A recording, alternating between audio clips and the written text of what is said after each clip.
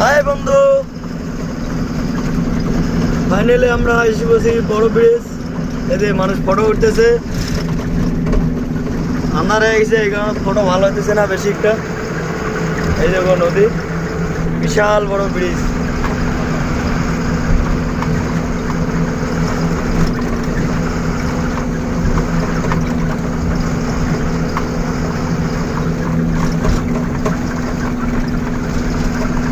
Photo ওঠে মনে হচ্ছে, দেখেন নদী। বৃষ্টি হলো একটু আগে, যার জন্য ধারটা বেশি হয়েছে।